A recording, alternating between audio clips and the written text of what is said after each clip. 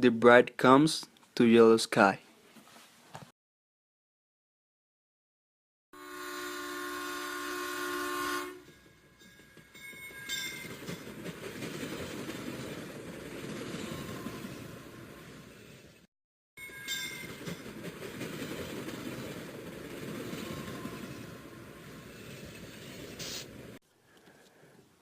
The great Pullman was whirling onward with such dignity of motion that a glance from the window seemed simply to prove that the plains of Texas were pouring eastward.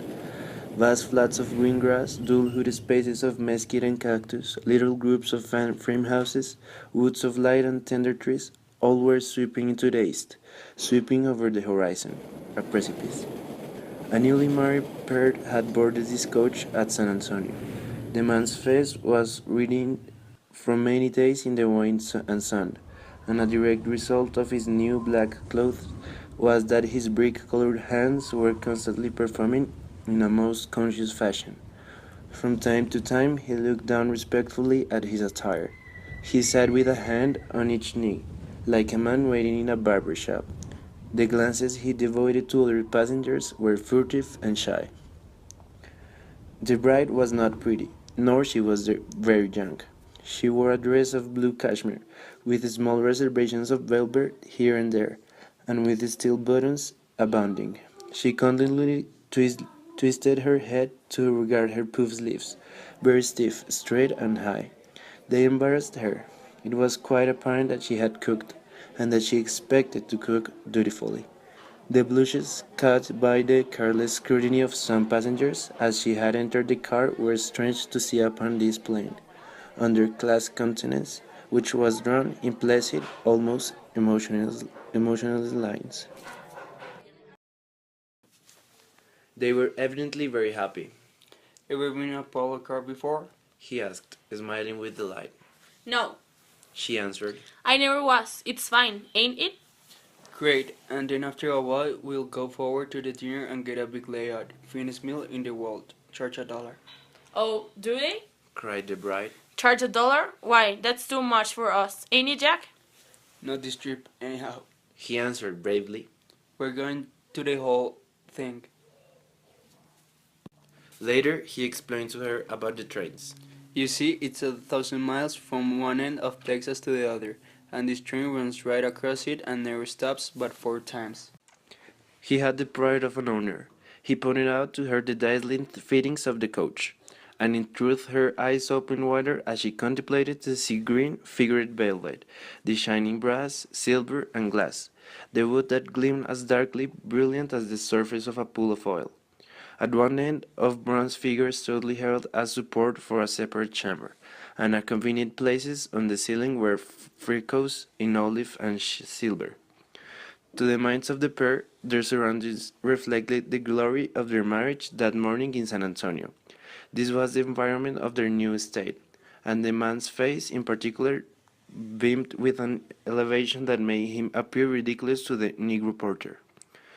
This individual at times surveyed them from afar with an amused and superior grin. On other occasions he bullied them with skill in ways that did not make it exactly plain to them that they were being bullied.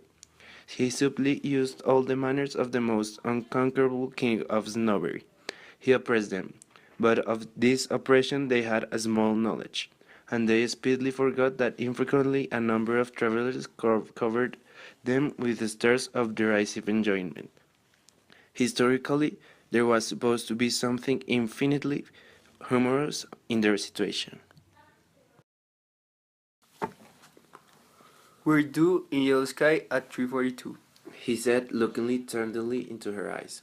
Oh, are we? She said, as if she had not been aware of it. To Evan's surprise at her husband's statement was part of her wifely amiability. She took from a pocket a little silver watch, and as she held it before and stared at it with a frown of attention, the new husband's face shone. I bought it in San Antonio from a friend of mine. He told her gravely. It's 17 minutes past 12. She said, looking up at him with a kind of shy and clumsy coquetry. A passenger not in display grew excessively sardonic and winked at himself in one of the numerous mirrors. At last they went to the dining car.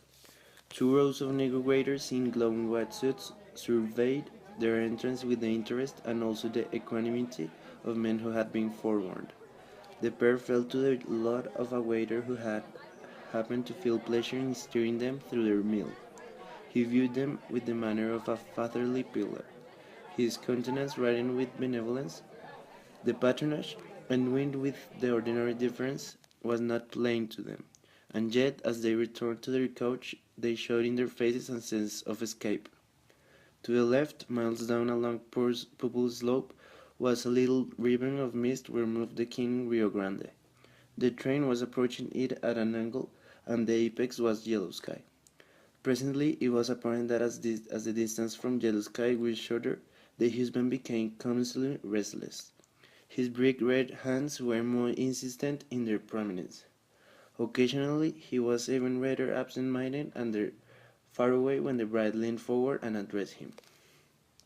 As a matter of truth, Jack Potter was beginning to find the shadow of a deed weigh upon him like a leaden slab. He, the town marshal of Yellow Sky, a man known, liked, and feared in his corner, a prominent person, had gone to San Antonio to meet the girl he believed he loved, and there, after the usual prayers, had actually induced her to marry him, without consulting Yellow Sky for any part of the transaction. He was now bringing his bride before an innocent and unsuspecting community. Of course, people in Yellow Sky married as it pleased them, in accordance with a general custom, but such was Potter's thought of his duty to his friends, or of their idea of his duty, or of an unspoken form which does not control men in these matters, that he felt he was heinous. He had committed an extraordinary crime. Face to face with this girl in a San Antonio, and spurred by his sharp impulse, he had gone headlong over all the social edges. At San Antonio, he was like a man hiding in the dark. A knife to sever any friendly duty, any form, was easy to his hand in that remote city, but the hour of yellow sky, the hour of daylight, was approaching. He knew full well that his marriage was an important thing to his town. It could only be exceeded by the burning of the new hotel. His friends could not forgive him. Frequently he had reflected on the advisability of telling them by telegraph, but a new cowardice had been upon him. He feared to do it, and now the train was hurrying with him toward a scene of amazement, glee, and reproach. He glanced out of the window and the line of haze swinging slowly in towards the train. Yellow Sky had a kind of brass band which played plaintively to the delight of the populace. He laughed without heart as he thought of it. If the citizens could dream of his prospective arrival with his bride, they would parade the band at the station and escort him, amid cheers and laughing congratulation, to his adopted home. He resolved that he would use all the devices of speech and plaincraft in making the journey from the station to his house. Once within that safe citadel, he could issue some sort of vocal bulletin and then not go among the citizens until they had time to wear off of a little of their enthusiasm. The bride looked anxiously at him. What's worrying you, Jack? He laughed again. I'm not worrying, girl. I'm only thinking of yellow sky. She flushed in comprehension. A sense of mutual guilt invaded their minds and developed a finer tenderness. They looked at each other with eyes of softly aglow, but Potter often laughed the same nervous laugh. The flush upon the bride's face seemed quite permanent. The traitor to the feelings of yellow sky narrowly watched the speeding landscape. We're nearly there, he said.